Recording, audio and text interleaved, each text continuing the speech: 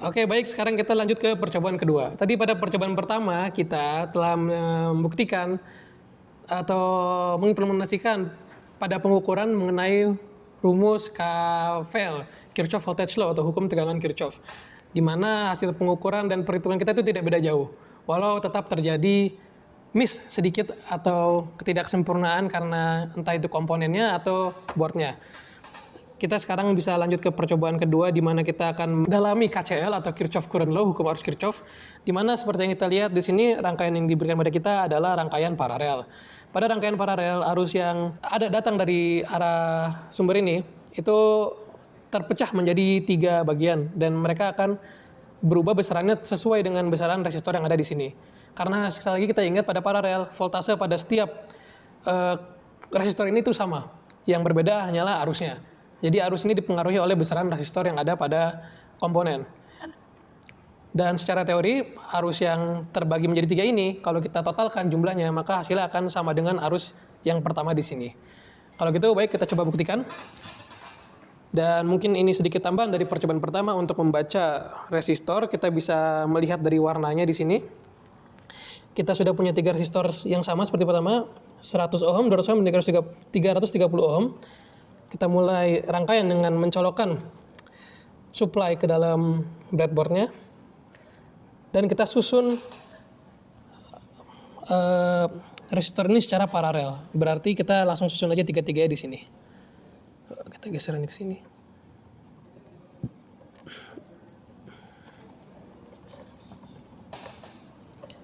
Ini adalah 100, ini 200.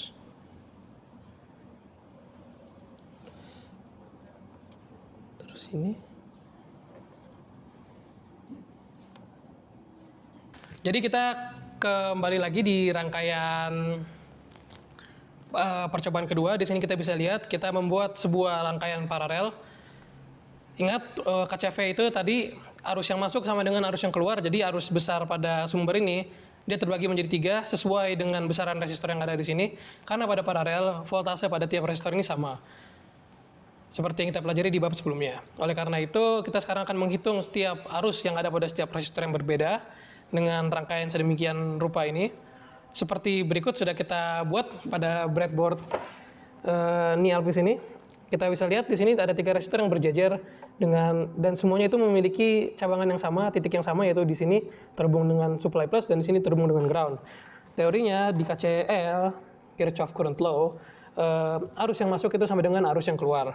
Oleh karena itu, total dari setiap arus yang ada pada tiap resistor seharusnya bernilai sama atau kurang lebih mendekati dengan total nilai arus pada perhitungan. Dan pada perhitungannya kita dapat menyimpulkan kalau resistor 100 ohm akan memiliki arus besar sekitar 60 mA, resistor kedua itu sekitar 30 mA, dan resistor terakhir itu sekitar 18 mA.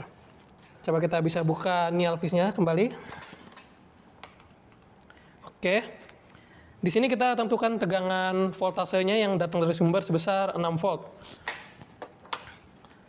6 volt ini kita nyalakan, run. Oke. Kita buka digital multimeter kita dan kita menuju ke arus DC, direct current yang lurus ini.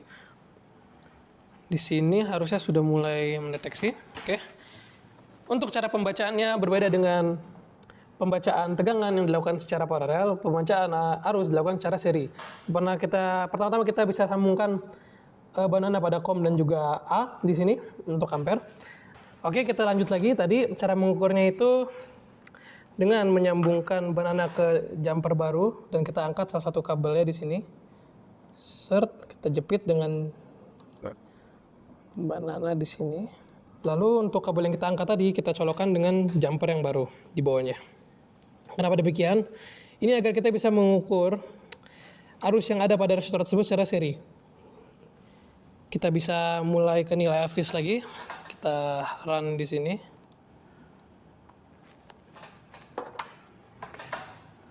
Kita run.